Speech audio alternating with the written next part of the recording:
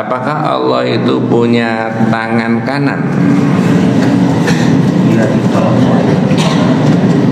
Jawabannya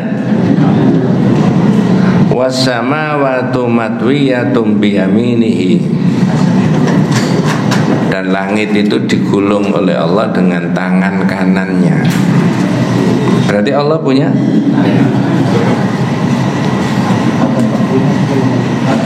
Empat. Allah itu di mana?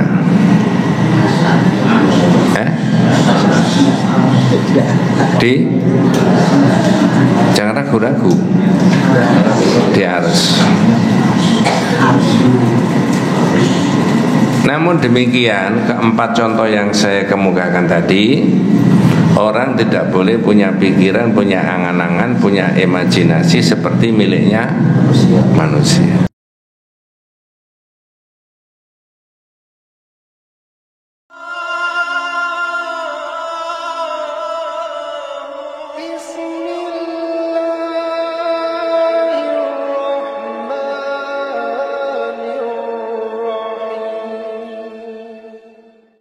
Assalamualaikum warahmatullahi wabarakatuh.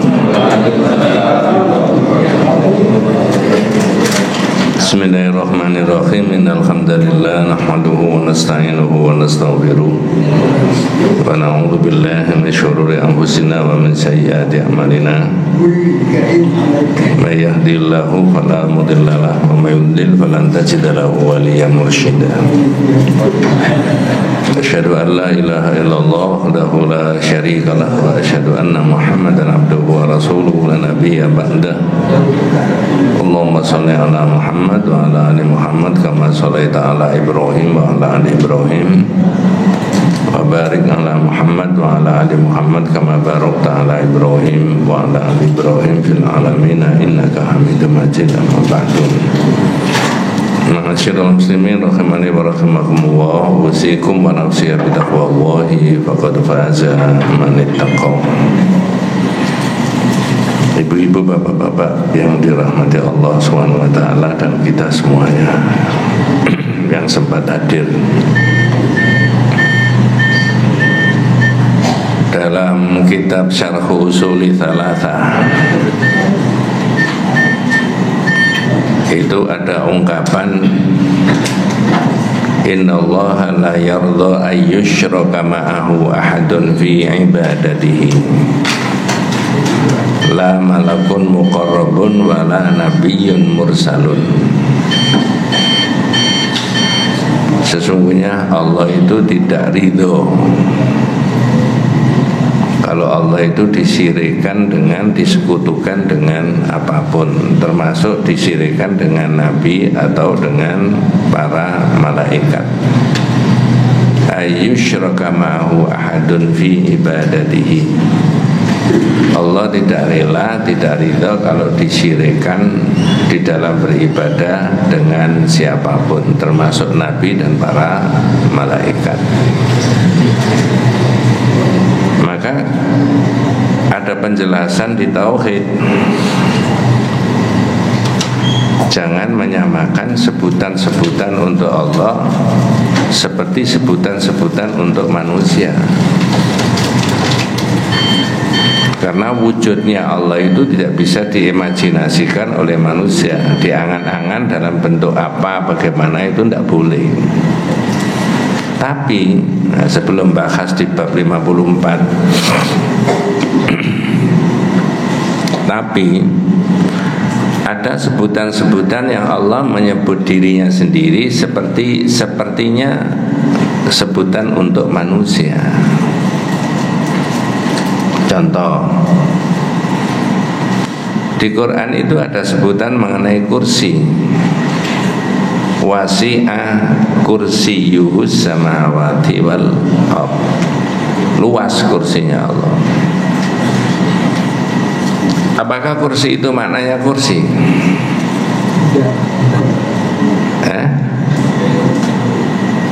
Atau tidak begitu pertanyaannya? Apakah Allah itu punya kursi? Tidak punya.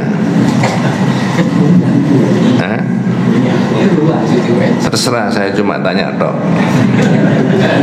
Wasi'a kursiyuhu, luas kursinya Allah. Tadi kan di awal sudah saya sebutkan, ada sebutan-sebutan di dalam Al-Quran yang Allah menyebut tentang dirinya sendiri seperti sebutan untuk manusia. Namun demikian, mudah-mudahan tidak salah paham, tidak boleh orang menyebut atau menyamakan sebutan-sebutan itu untuk seperti manusia. Nanti tak terangkan. Cuma ini contoh dulu, kursi tadi.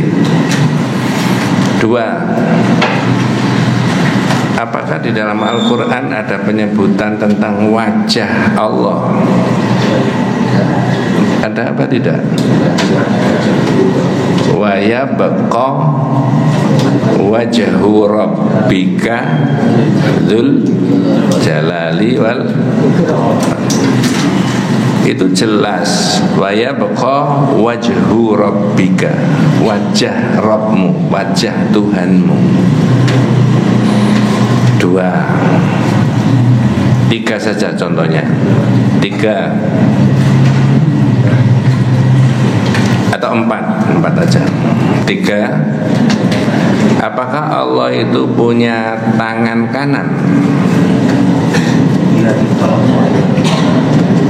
Jawabannya was-samawati matwiyatum biyaminihi, dan langit itu digulung oleh Allah dengan tangan kanannya.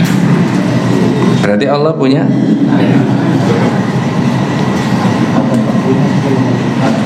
4. Allah itu di mana?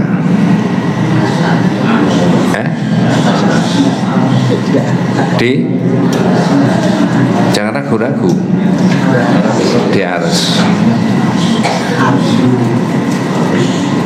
Namun demikian, keempat contoh yang saya kemukakan tadi, orang tidak boleh punya pikiran, punya angan-angan, punya imajinasi seperti miliknya manusia. Terus gimana? Itu menurut Imam Malik? 1. Al-imanu bihi wajibun. Tidak saya urut menurut kitab, tapi menurut supaya gampang dipahami. Al-imanu bihi wajibun. Iman bahwa Allah mempunyai yang saya sebutkan tadi, hukumnya apa? Wajib. Mengapa kok wajib? Ada di Quran. Di Quran itu loh Mas, ada. Wasi'a kursiyuhu ya ada. Wa yabqa wajhu rabbika juga ada. Was-samawati matwiyatun biyaminihi juga ada. Langit digulung dengan tangan kanannya. Ya. Kata Imam Malik, al-imanu bihi wajibun. Terus bagaimana hakikatnya? Wal kaif atau al-mat, materinya gimana? Kata Imam Malik apa? Majhulun. Tidak. Oh, ini saya serius-serius gak boleh sampai juga. Gak temenan. Majhulun, tidak diketahui. Nah, tak potong dulu. Sayyidina Umar itu ditanya begitu marah, menurut tafsir Al-Qurtubi. Jadi Sayyidina Umar itu ngaji, di depannya ada orang nunggui. Setelah selesai ngaji, tanya sama Sayyidina Umar, ma makna tsumma stawa 'alal arsy? Ya Amirul Mukminin, Amirul Mukminin, itu gimana itu? Allah itu di arsy itu gimana? Marah. Enggak dijawab tapi marah. Kalau pakai bahasa kita, kamu orang mana? Orang sana. Ajudannya dipanggil, suruh ngantarkan pulang. Orang ini ngantarkan pulang, ya, beritahu gubernurnya, dia itu punya rakyat cara memahami agama salah. Wong tentang Allah kok ditanyakan saya? Majhul, tidak diketahui. Nah, makanya dalam pandangan ulama-ulama salaf yang berkaitan dengan tauhid tidak ditafsiri makna yang lain-lain, tapi dikunci dengan itu tadi, majhul, tidak diketahui. Tentang Allah kok ditanyakan, tangan Allah kok ditanyakan, adanya begitu ya sudah. Yang ketiga, jawabannya Imam Malik, as-su'alu bid'atun. Pertanyaanmu ini baru. Kalau ada muridnya tanya kepada Imam Malik bahwa bagaimana tangan Allah, bagaimana wajah Allah, majhul, apa namanya, as-su'alu bid'atun. Pertanyaanmu itu bid'ah, baru. Baru bagaimana? Zaman Nabi itu sudah ada ayat itu, tapi tidak satupun sahabat itu yang apa? Tanya. Tidak ada yang tanya. Ya sudah, menyerahkan saja kepada Allah. Apa maknanya nggak paham. Pun tentang Allah kok ditanyakan. Nah, sekarang jenengan tak kasih perbandingan. Benar nggak neraka itu panas? Siapa yang ngukur panasnya?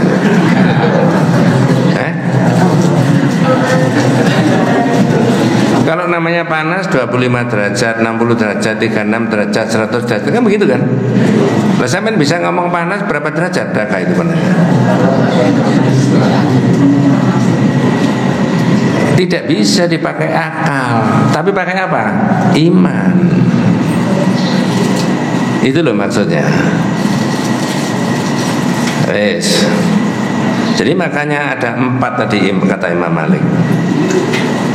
Kalau pakai bahasa kita, iman bahwa Allah punya yang disebut-sebutkan tadi hukumnya wajib. Bagaimana hakikatnya? Majhul, tidak diketahui. 3, pertanyaanmu ini barang baru. Zaman Nabi itu kualitas imannya sahabat itu bagus-bagus, tapi nggak ada yang tanya. Maka pertanyaanmu ini baru, bid'ah. Ya. Nah, terus hakikatnya itu sudah bisa difahami. Al-istiwa maklum, itu kalau kaitannya dengan istiwanya Allah bersemayamnya. Hakikatnya bisa difahami. Hakikatnya kursi, ya kursinya sampean ya kayak begitu. Kalau wajahnya sampean ya kayak begitu. Tapi tentang Allah tidak diketahui. Jangan tanya. Nah, sekarang tak pancing. Ada dialog di YouTube, bisa dilacak itu, insya Allah masih ada. Seorang ustadz tanya sama Pak Kiai. Silakan dikomentari nanti. Pak Kiai, itu kok ada orang mengatakan Allah itu berada di arsy. Apa betul Pak Kiai? Kalau jenengan ditanya itu dan saya ditanya, bukan Kiai saya, dan jenengan juga bukan Kiai, Gus saja tidak.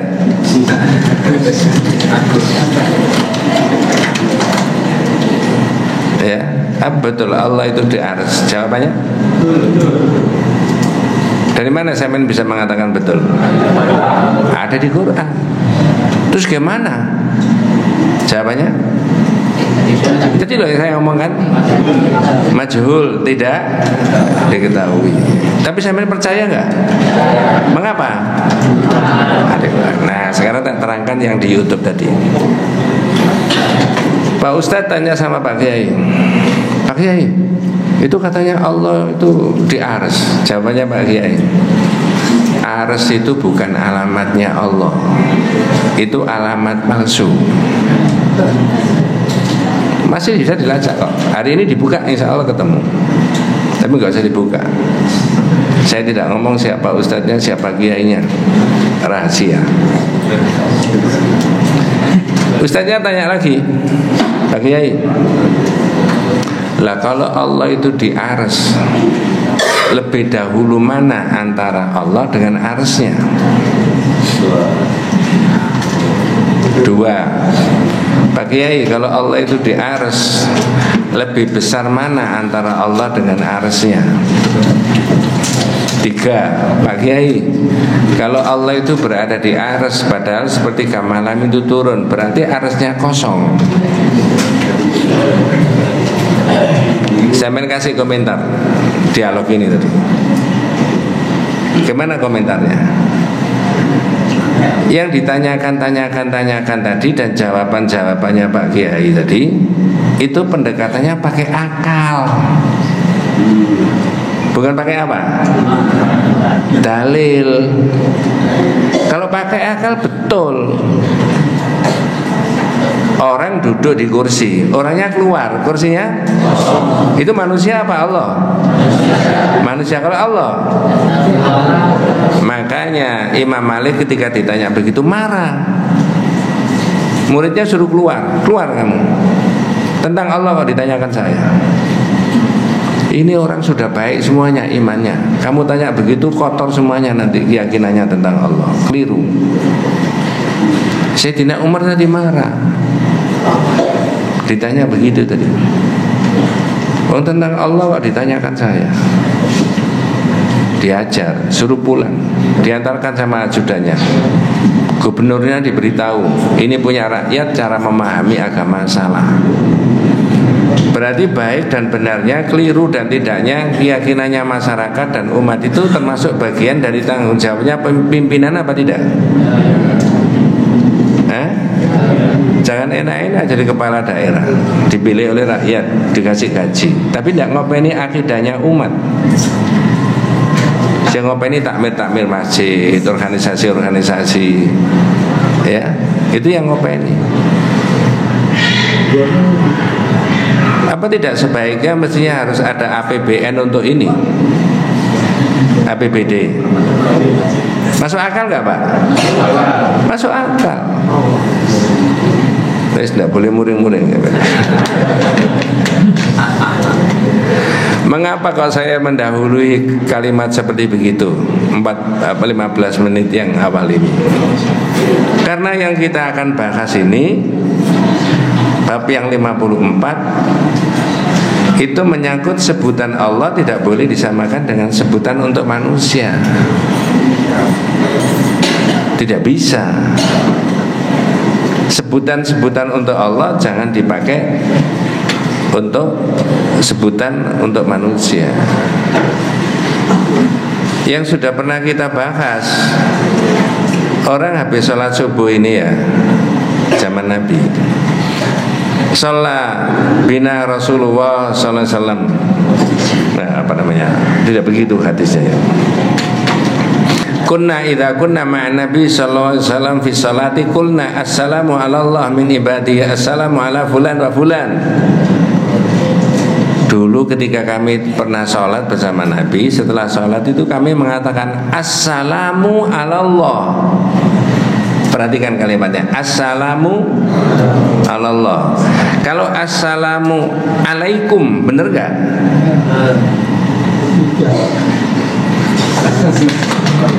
Tenang aja Pak, enggak apa-apa. Kalau assalamu alaikum, bener enggak? Salam ini disampaikan untuk siapa? Kamu semuanya. Kalau assalamu alaika ayyuhan nabiyyu, boleh enggak? Boleh. Tapi kalau assalamu ala Allah,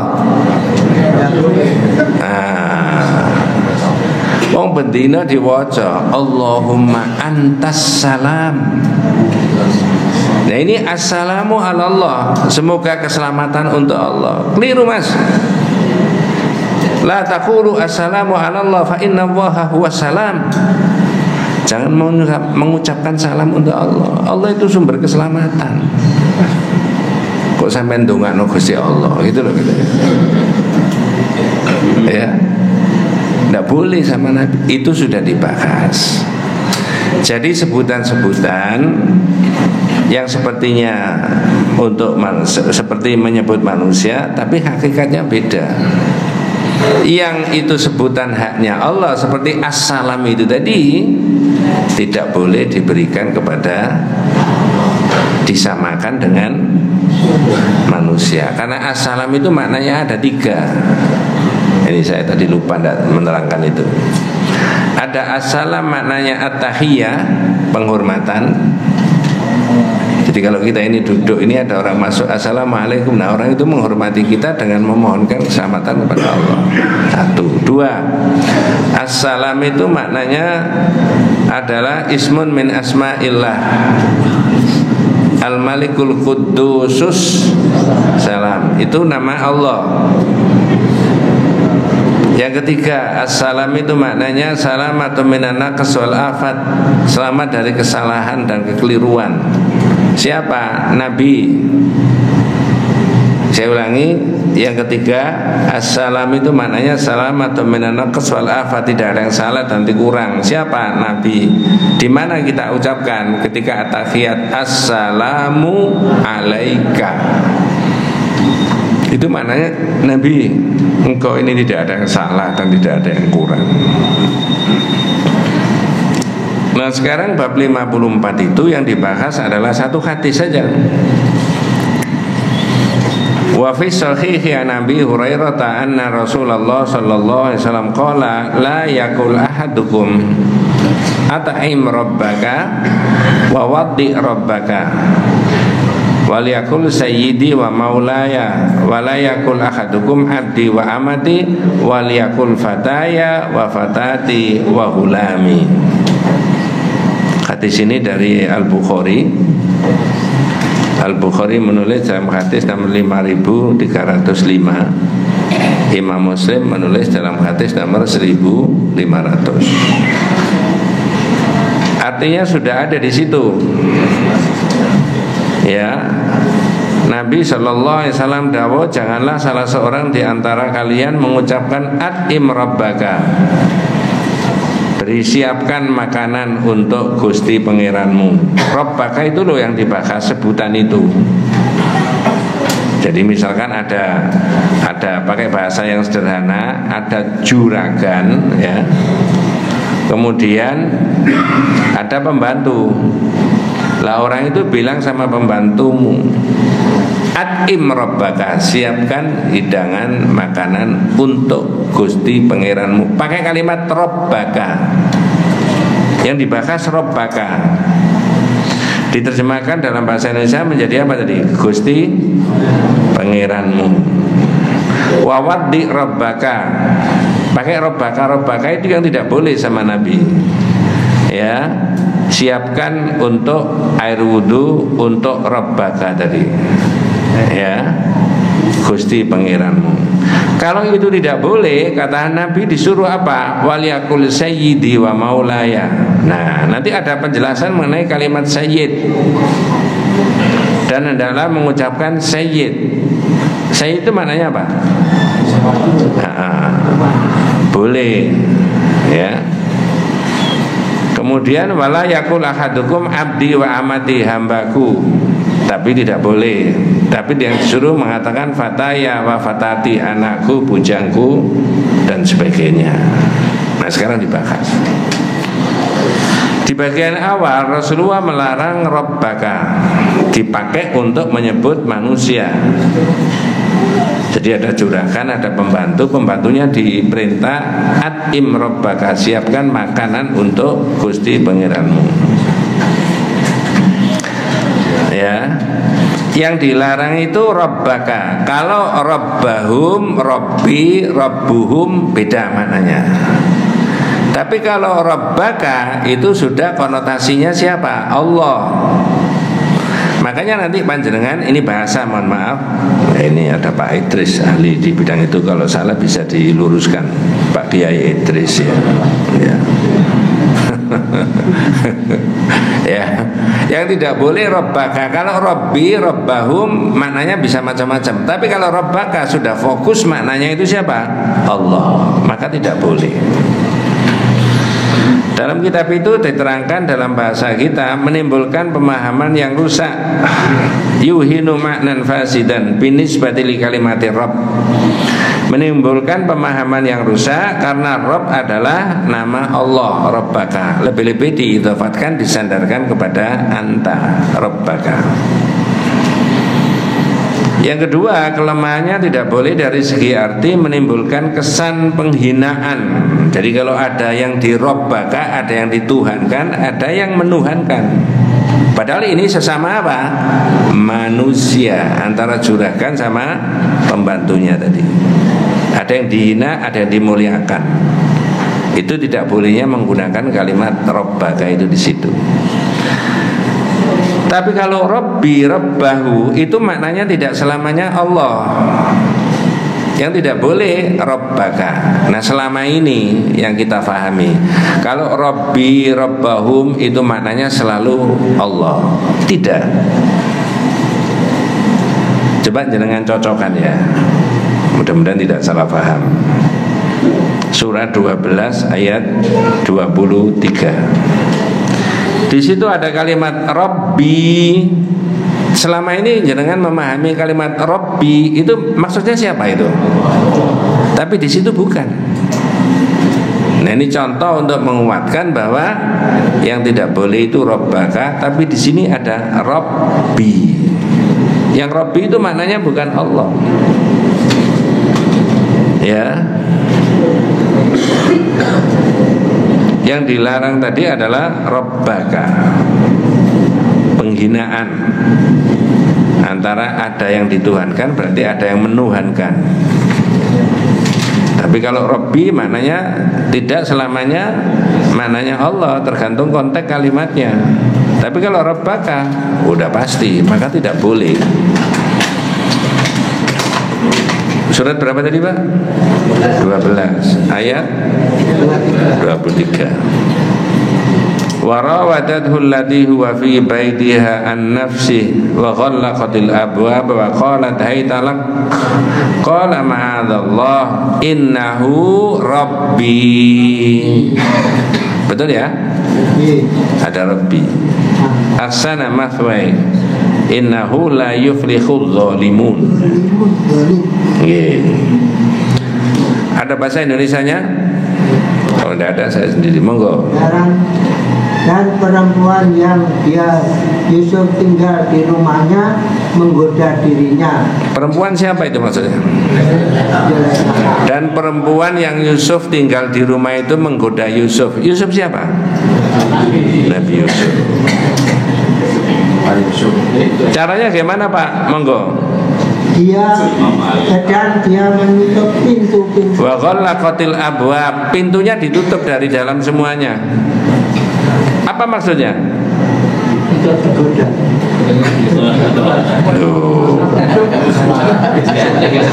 Kok pintunya yang nutup pintu siapa?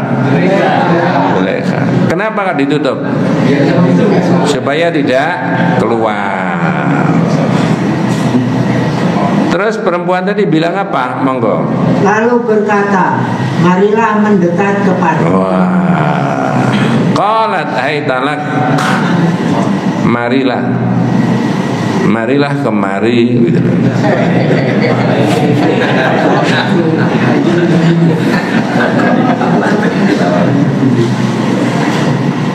Jadi itu dirayu. Tapi bukan itu yang kita bahas.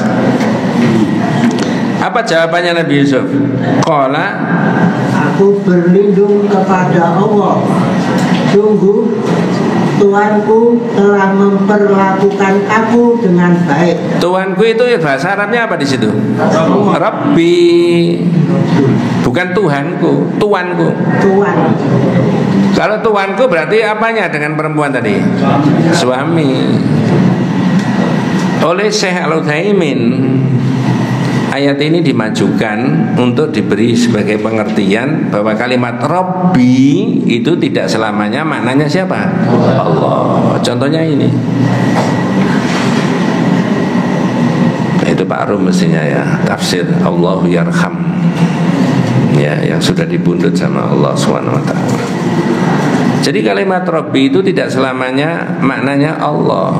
Contohnya ini adalah siapa maknanya? Tuan, suamimu. Wong suamimu itu memperlakukan aku dengan sebaik-baiknya. Kok kamu menggoda aku? Teganya.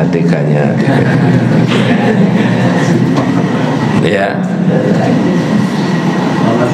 Tetapi yang dibahas di hadis tadi Pak, bukan Rabbi tapi Rabbaka. Saya bolak-balik menyebutkan ya. Yang Rabbaka ini yang itu sudah fokus, bisa disebut 100% adalah Allah. Tapi kalau Rabbi beda. Innahu la yuflihudz zalimun. Sesungguhnya orang-orang zalim itu tidak akan beruntung. Ya, zalim maknanya ada 3. Pertama, menzalimi diri sendiri. Jadi punya berbagai fasilitas hidup tapi dipakai untuk maksiat, berarti menzalimi diri. Punya sehat, punya kekuatan ini, punya uang, punya fasilitas itu, tapi dipakai untuk maksiat. Itu bukan menzalimi orang lain, tapi menzalimi diri sendiri. Yang kedua, menzalimi orang lain. Haknya orang lain tidak diberikan. Yang ketiga, menzalimi siapa? Allah. Yang paling besar yang mana tadi? Menzalimi diri sendiri, menzalimi orang lain, apa menzalimi Allah? Menzalimi Allah. Inna syirka la dzulmun adzim. Syirik itu kezaliman. Yang dizalimi siapa? Ya Allah. Maksudnya haknya Allah itu enggak diberikan. Hak apa? Hak untuk diibadahi satu-satunya. Tidak dialamatkan kepada Allah, tapi dialamatkan kepada selain daripada Allah. Itu adalah syirik. Wa a'zamu ma nahallahu anhu asyirik. Dan sebesar-besar yang dilarang oleh Allah adalah perbuatan apa? Syirik. Berarti yang sebesar-besar dilarang Allah itu bukan minum khamr, bukan berzina, bukan judi, meracuni kehidupan, bukan. Tapi syirik sebesar-besar yang dilarang. Ya. Dan sebaliknya, wa a'zamu ma amara Allahu bihi huwa at-tauhid. Sebesar-besar yang diperintah Allah adalah tauhid. Naudzubillah min dzalik, bukan karena saya yang mengajak. Mestinya orang itu merasa getun dan menyesal, kenapa saya tidak ngerti tauhid? Antri mestinya itu tentang tauhid itu, ngaji tauhid. Tapi orang lebih bangga dengan umroh, dengan haji, dengan ini. Ya. Tapi mengapa tidak dengan tauhidnya? Seolah-olah kalau orang sudah muwahhid itu kan orang derajatnya paling tinggi.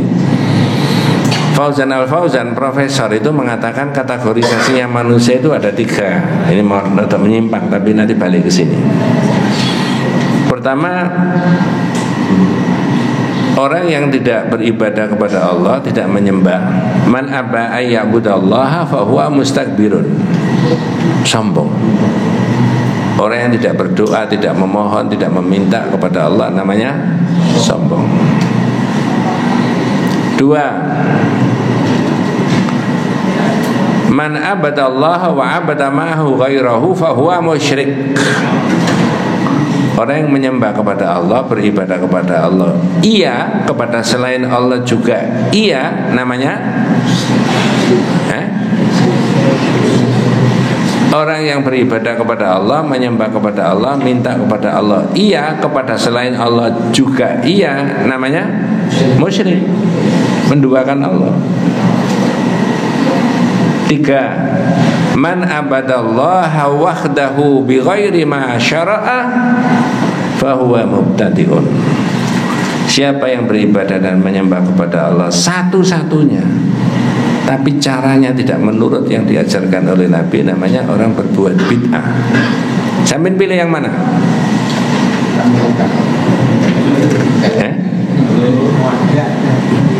Yang rada lumayan yang mana? Menyembah Allah satu-satunya, tapi caranya tidak menurut yang diajarkan oleh Nabi. Padahal fungsinya Nabi itu adalah menjelaskan as-silla bainal abdi wa rabbih. Nabi itu tugasnya adalah memberi penjelasan bagaimana caranya beribadah manusia kepada Allah. Tapi orang tidak mau dengan yang diajarkan Nabi, membuat sendiri. Tak beri contoh jenengan. Ini mohon maaf pagi-pagi melantunkan nasyid. Ya Imam ar-Rusul ya sanadi anta babullahi wa mu'tamadi fa bidunyaya wa akhirati ya Rasulullah khudh biyadi. Benar enggak, Pak?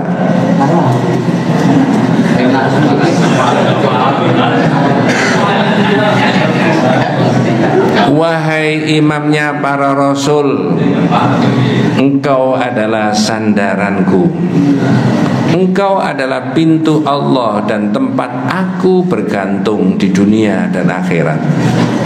Wahai Rasulullah, bimbinglah aku. Boleh, Pak? Kalau sampean bilang boleh, tauhidnya tak tutup. Wabillahi taufiq wal hidayah. Enggak ada manfaatnya belajar tauhid. Menghabiskan energi, tidak berpengaruh. Karena kita belajar itu supaya dapat ilmu, itu maksudnya supaya kita itu, apa maksudnya supaya kita ini disebut sebagai orang yang alim, berilmu? Enggak. Orang belajar, saya dan kita semuanya, itu thalabul ilmi itu bukan supaya disebut kita ini orang yang alim, tapi apa? Untuk diamalkan. Makanya ada perintah i'lam rahimakallahu annahu yajibu alaina ta'allumu arba'i masail. Al-ula al-ilmu, orang itu wajib berilmu. Yang kedua wal amalu bihi, mengamalkan. Yang ketiga ad-da'watu ilaihi, mendakwahkan. Yang keempat as-sabru 'alal adza fihi. Nah, yang pertama tadi ilmu digandeng dengan wal amalu bihi, mengamalkan. Jadi orang berilmu itu bukan supaya disebut sebagai orang yang alim, tapi berilmu itu supaya bisa diapakan? Diamalkan. Ilmu tentang apa? Ma'rifatullah wa ma'rifatu nabiyhi wa ma'rifatu dinil islami bil adillah. Mengerti tentang Allah, mengerti tentang Nabi, dan mengerti tentang agama Islam pakai dalil. Jadi Fauzan Al-Fauzan tadi menyebutkan ada 4 kategori. Yang ketiga, man abadallaha wahdahu bighairi ma syara'a fa huwa mubtadi'un. Orang yang menyembah kepada Allah satu-satunya, tapi caranya tidak menurut yang diajarkan oleh Nabi. Kalau itu tidak jenengan pilih. Yang keempat, man abadallaha wahdahu bima syara'a fa huwal mu'min muwahhid. Siapa yang menyembah Allah satu-satunya, caranya menurut yang diajarkan oleh Nabi, itu adalah orang mukmin yang mengisahkan Allah Subhanahu wa taala. Itu yang kita rebut. Maka di dalam ungkapan kitab tauhid yang lain disebutkan la ibadata illa ma jaa bihi Rasulullah. Tidak ada model ibadah kecuali yang diajarkan oleh Nabi. Ya. Sehingga jenengan yang sudah dibina sekian tahun, sekian puluh tahun itu tidak boleh mengatakan ibadah begini nggak ada zaman Nabi, tapi nggak apa-apa. Nah, berarti mendahului Nabi kan?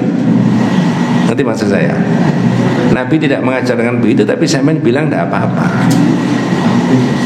Itu namanya mendahului apa? Nabi. Berarti apa? Terlalu. Ya, terlalu. Begitu. Jadi saya ulangi, at'im rabbaka wa waddi rabbaka. Kata Rasulullah tidak boleh la yakul ahadukum, janganlah kalian mengatakan berilah, siapkan mandi, air mandi untuk Gusti Pangeranmu, dan siapkan hidangan untuk Gusti Pangeranmu. Yang dilarang rabbaka.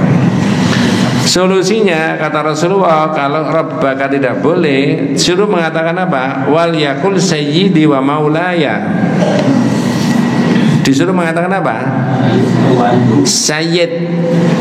Berarti pembantu ngomong kepada juraganya bahwa itu sayyidnya dia. Boleh gak? Boleh. Di antara kita ada orang yang alim, mengamalkan cukup bagus dan disegani, disebut sayyid. Ada ustadz atau syekh, derajatnya nggak sampai gus begitu mungkin ya.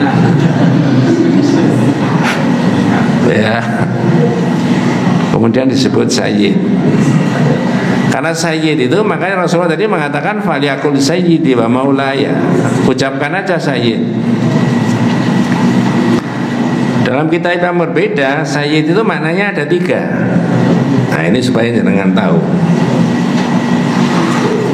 Pertama adalah al-malik, penguasa. Penguasa. Kalau penguasa yang hakikatnya adalah Allah. Tapi yang kita ambil adalah mencocokkan kalimat sayyid itu dengan al-malik, penguasa. Nabi bilang gini, Pak, ana sayyidu waladi Adam yaumal qiyamah. Saya ini, kata Nabi, sayyidnya anak Adam. Kapan? Pada hari ana sayyidu waladi Adam. Saya ini sayyidnya anak Adam. Bukan Nabi Nuh, bukan Nabi Ibrahim, bukan Nabi Dawud, bukan, tapi Nabi Muhammad. Nah, tak selipkan dulu. Dari lafal hadis itulah kemudian sebagian memasukkan kalimat sayyid itu dalam salawat apa? Nabi. Oh, Nabi sendiri mengatakan saya itu sayyidnya anak Adam kok. Loh iya, tapi itu kaitannya dengan apa? Nabi tadi mengatakan ana sayyidu waladi Adam. Saya ini sayyidnya anak Adam, tuanya anak Adam. Itu kaitannya dengan syafaat. Jadi syafaat pada hari kiamat dalam iman kita menurut hadis itu bukan Nabi Adam, bukan Nabi Nuh, bukan Nabi Ibrahim, bukan Nabi Musa, bukan Nabi Isa yang menghadap Allah. Tapi siapa? Nabi Muhammad. Maka sayyidnya anak Adam itu Nabi Muhammad. Ketika Nabi Muhammad sudah sampai menghadap Allah, kemudian Nabi Muhammad didhawuhi, ya Muhammad, irfa ra'saka, angkat kepalamu. Wa qul yusma, kamu ngomong, omonganmu didengarkan. Wasal tuto, minta, permintaannya akan diberi. Wasfa tu syafa, mintalah agar kamu bisa memberi syafaat.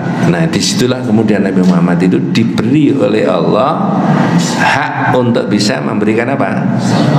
Tapi hakikatnya syafaat itu miliknya siapa?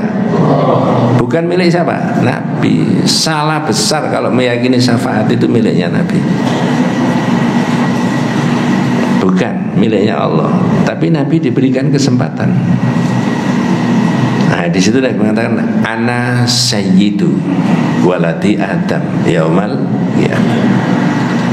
Nah, itu kadang-kadang saya dengar, ya ilmu saya tidak banyak, ada ustadz, oh Nabi sendiri mengatakan sayyid kok, maka kalimat sayyid dimasukkan dalam sholawat sehingga jadinya Allahumma sholli ala sayyidina. Padahal lafal asli yang di hadis ada enggak kalimat sayyidina? Nanti tanya Pak Zainuddin, tidak ada. Kadang-kadang Pak Zainuddin bilang sak cuil aja enggak ada. Di tempat lain itu ada jamaah yang agak marah itu ya. Ya, Ustadz bahasanya boleh bervariasi. Tidak tahu, mungkin Ustadz Zainuddin barangkali yang saya hormati dalam bidang ilmunya dia. Di tempat lain saya diberitahu jamaah cari satu hadis saja yang ada kalimat sayyidnya, hadis loh ya. Nanti kalau ketemu sehari tak kasih 50.000, ketemu 2 hari tak kasih 100, ketemu 10 hari tak kasih berapa? 5 juta, ketemu setahun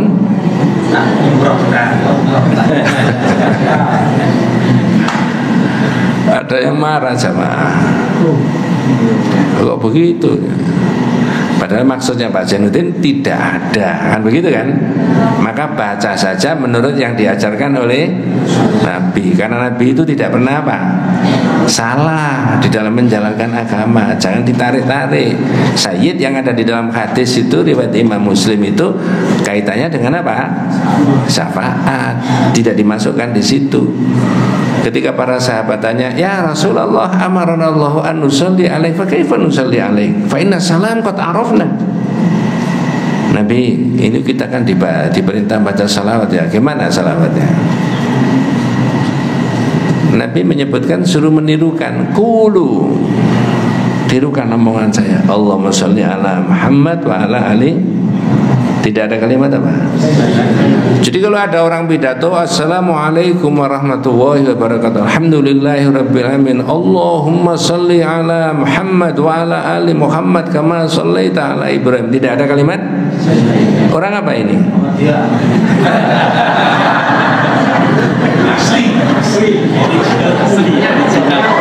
Jangan.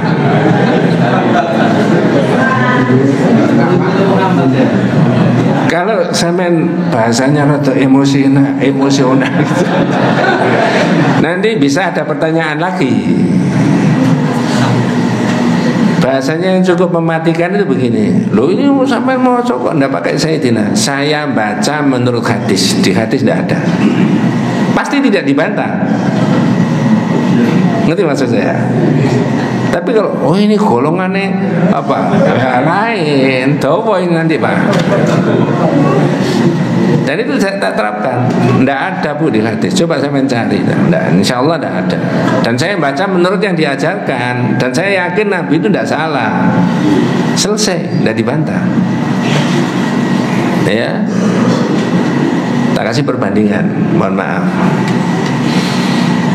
Di masyarakat itu ada salawat badar, salawat in'am, salawat fatih, salawat nariyah, salawat munjiah, salawat tibil kulub. Tapi kalau saya main bilang itu bid'ah, jadi masalah enggak? Tapi kalau saya main itu tidak ada di dalam hadis, Nabi tidak pernah mengajarkan, pasti enggak dibantah. Iya, memang enggak ada hadis, pasti enggak dibantah. Itu kalau di Masjid Al-Ilham nggak ada masalah, sampean bilang bid'ah, dolalah dan sebagainya nggak ada masalah. Tapi kalau di Al-Falah, Surabaya, kalau di Pelindo, saya ngomong gitu gimana? Yang penting orang berhenti, kembali kepada yang diajarkan saja. Jadi ternyata bahasa itu penting. Pemilihan kata-kata itu. Kalau ada orang jual dolan kono glodok, bener nggak itu? Dolan di pasar glodok maksudnya. Dolan kono di glodok, bener nggak? Tapi kalau dirubah tidak glodok tapi apa?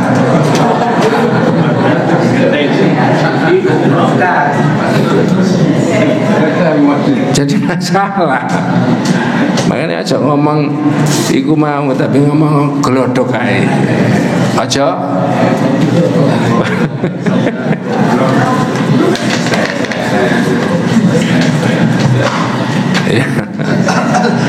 Ya ada saja, tapi banyak pelajaran yang bisa diambil.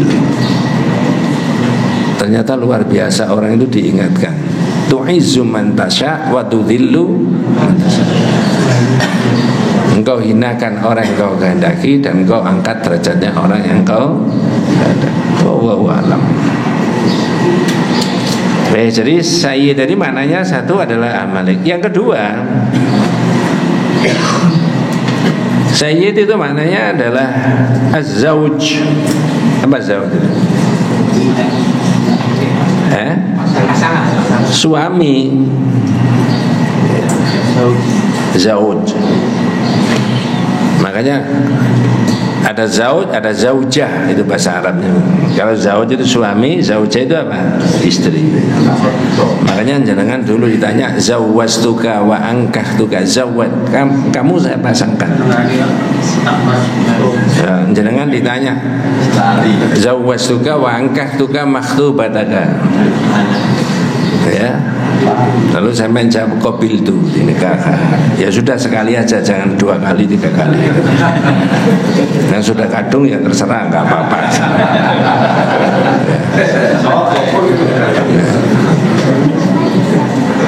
Nah itu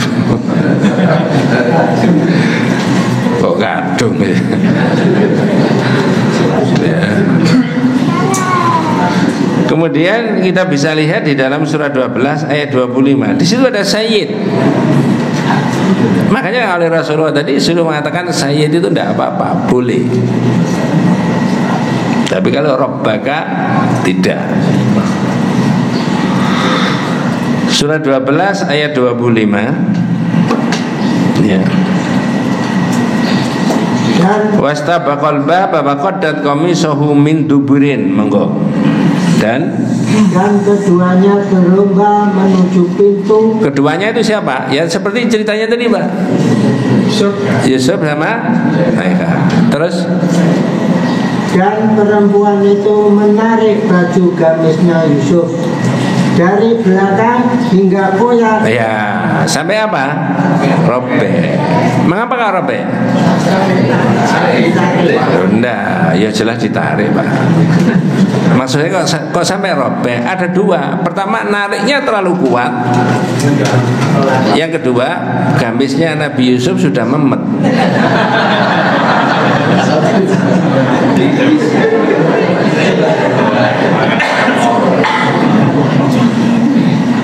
Ada guyonan. Kalau sekarang itu ndak ditarik, pasat dibuka dewe.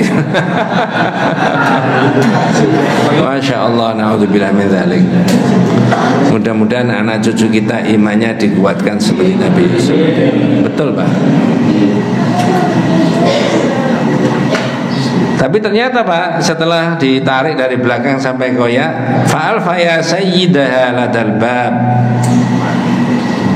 Terus dan keduanya mendapati suami perempuan itu di depan pintu. Nah itu, Pak, suami tadi bahasa Arabnya apa? Sayyid. Sayyid. Fa'al faya sayyidaha ladal bab. Maka keduanya mendapati suaminya. Jadi begitu buka pintu, ternyata suaminya di depan. Berarti apa? Ketahuan. Kamu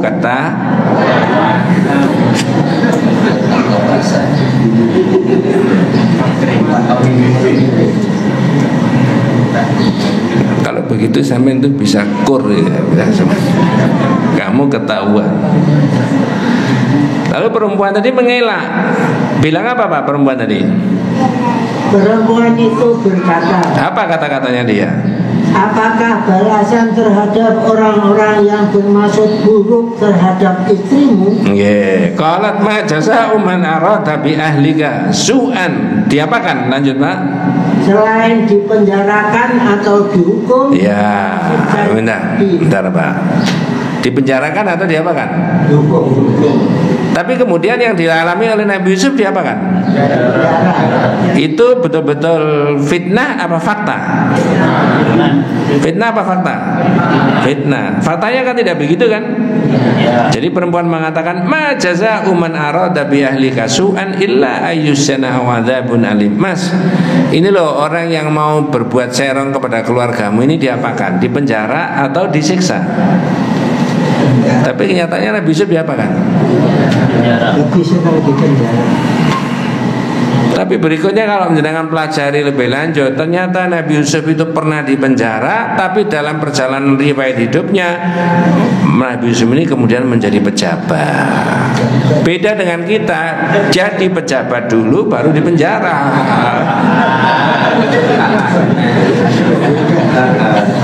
Beda kan?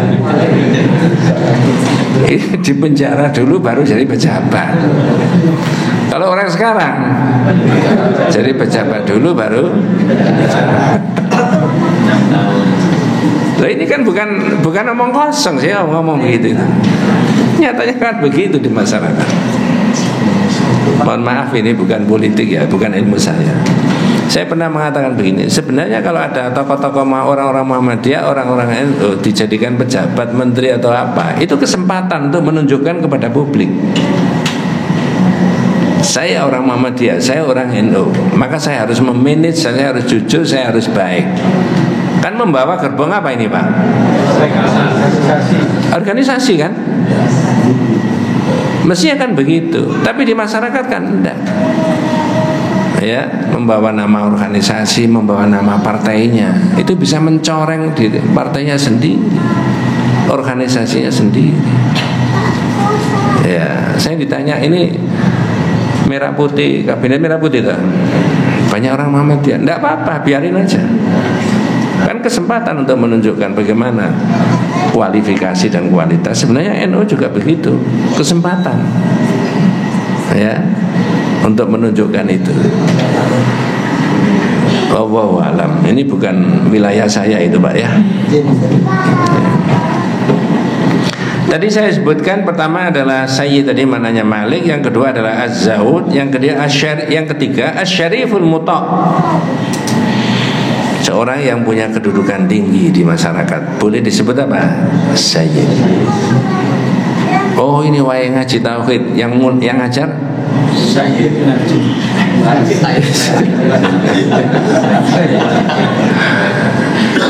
Kemarin saya membawa, ya bukan saya membawa ya, mengajak itu rihlah 771 jamaah. Semuanya ibu-ibu, mungkin ada yang menderek barangkali ibu-ibu ya. 15 bis. Itu sudah kita close, kita tutup sebelum pendaftaran berakhir. Kalau enggak bisa sampai 1000. Lalu di sana saya ketemu Aisyah wilayah.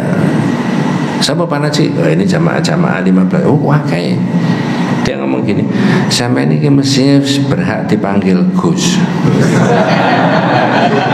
Ojo guyon. Waktu itu nama Gus itu belum populer seperti kemarin.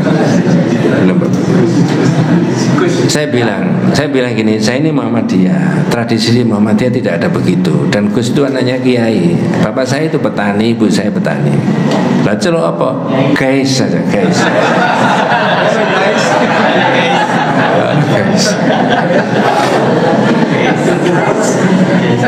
Ya. Dan itu tidak mentradisi di kita. Kok menempatkan seseorang berdasarkan hereditas keturunan di tertentu, itu kan tidak ada di Islam itu.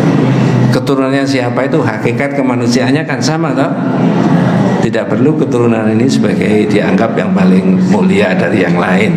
Lalu boleh ngomong seenaknya saja karena dia sudah kualifikasinya dari bapaknya. Enggak, tidak begitu. Itu bahasa yang berbeda di tauhid ya. Nah itulah maka. Nah berikutnya yang berkaitan dengan perintahnya Rasulullah tadi sama bahasanya. Kalau tidak boleh sayyidi, tidak boleh robbaka tadi, disuruh ngomong sayyidi wa maulaya yang maknanya sama dengan itu. Juga kata Rasulullah tidak boleh abdi wa amati hambaku, tapi disuruh mengatakan fataya wa fatati, anakku, bujangku, masih sendirian dan sebagainya. Fataya sendiri. Sama dengan yang di atas itu tadi, maknanya di situ ya. Hanya saja lebih luas keterangannya, suruh mengatakan sayyid itu maknanya macam-macam. Robbaka tadi yang tidak boleh adalah hanya menyebut tentang Allah. Ya robbaka itu kaitannya dengan Allah. Kalau robbi bisa beda maknanya. Nah begitu.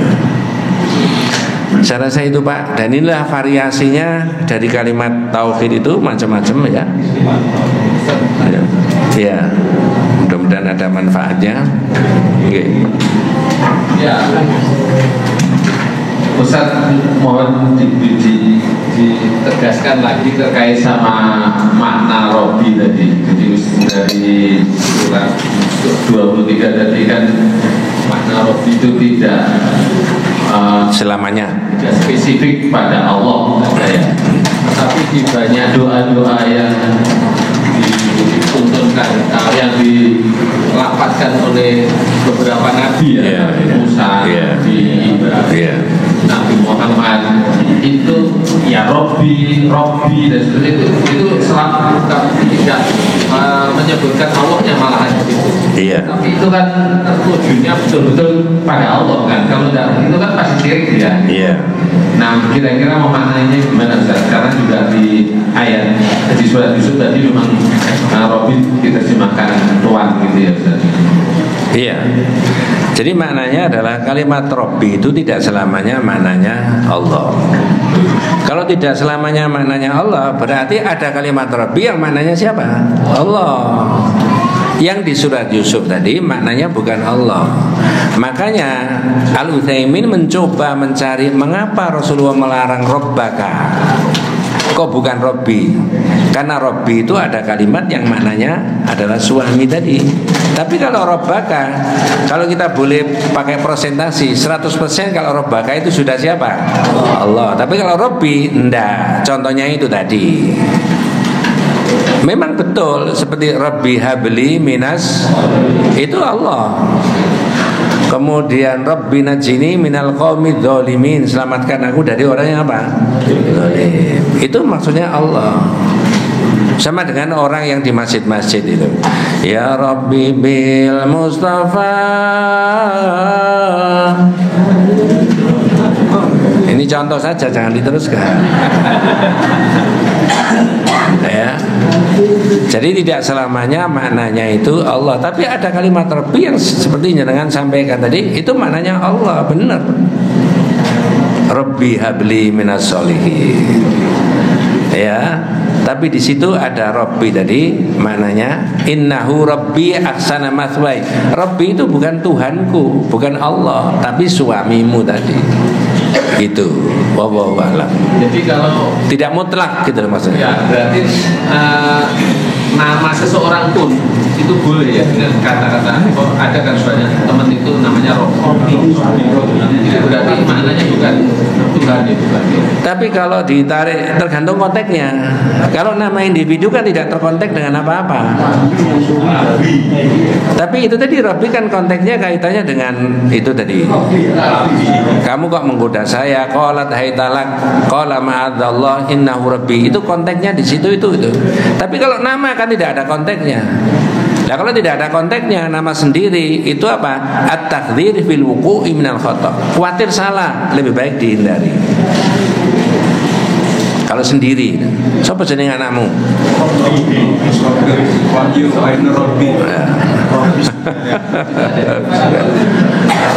Iya. Wallahu a'lam. Nah, begitu. Jadi itu konteksnya Rabbi bisa dimaknai suami karena konteksnya itu tadi. Tapi Rabbi bisa dimaknai Allah konteksnya karena ini berdoa kepada Allah. Wallahu a'lam. Terus membedakannya kapan dimaknai? Loh, lihat konteksnya, kalimatnya. Urut-urutannya bagaimana pembahasannya di ucapannya. Tidak berdiri sendiri kalimat Rabbi. Wallahu a'lam. Itu ya. Kita tutup dengan doa kafaratul majlis. Subhanakallahumma bihamdika asyhadu an la ilaha illa anta astaghfiruka wa atubu ilaik. Assalamualaikum warahmatullahi wabarakatuh.